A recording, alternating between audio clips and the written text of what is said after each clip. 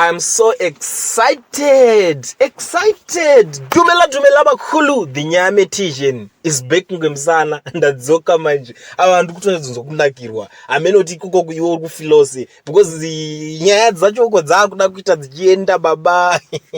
Zvinenge zvakuda kundoka kunonakidza. Zuro ndizuro wana ipopo kuti nyaya dzinya tichazinzikisa ngati no amana trust the process. Trust the nyame tijen. Ndinoweka nyaya kunge mates zvinoenderana zvaipapo. So panapa muri Zimbabwe ndiri kusangana nenyaya imwe iri kutenderera iri kumuka yakavhara iyo yakaita kuloka ma streets pari kunzi SADC assures the USA on Zimbabwe.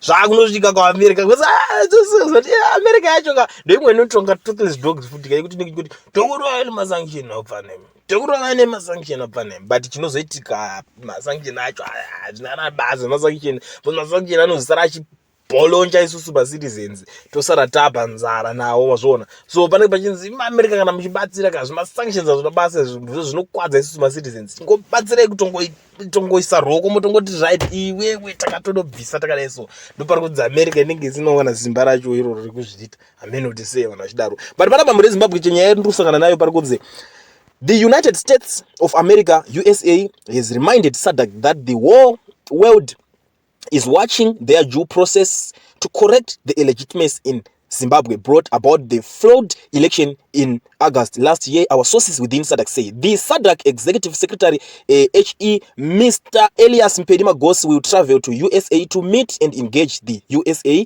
government officials on Zimbabwe. The USA government is an important partner of SADC. The USA concern is that SADC is taking long to resolve the political crisis in Zimbabwe, even with their CIOM report on Zimbabwe elections saying the August Zimbabwe elections were seriously flawed. Our sources within SADC say we do it on good authority that SADC Executive Secretary His Excellency Mr. Magos today met the USA ambassador to Botswana and representative to SADC Mr. Howard Van Vraken ahead of his visit to USA. Mr. Van Vraken expressed concern on the snail's pace the SADC due processes on Zimbabwe are going. The SADC Executive Secretary assured the US ambassador that SADC is in control and will meet their June 3rd deadlines to resolve the political crisis in Zimbabwe. Our sources within SADC say.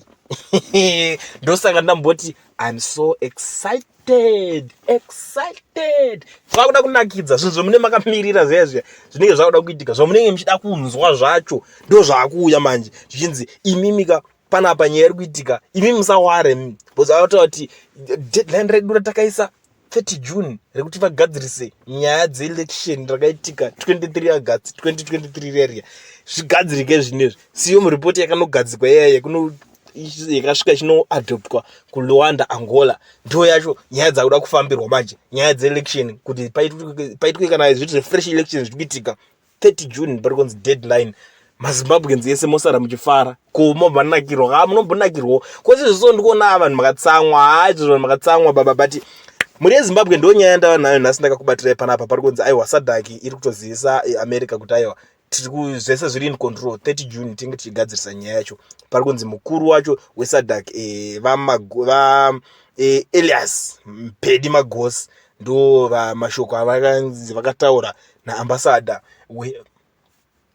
wavo weAmerica muBotswana iko zvino vari kuenda kuAmerica vachinoningirikana vachinoita musangano wenyaya dzacho dzatotanga kufambirwa. Ndo nyaya nhasi ndakakubatirai muri Zimbabwe pachannel yenyu nhasi yenyaya version munoziva kuti the nyame tision I will never disappoint. Ukangoona pakanzi the nyaya version the nyame tision ubva watoziva kuti chauya.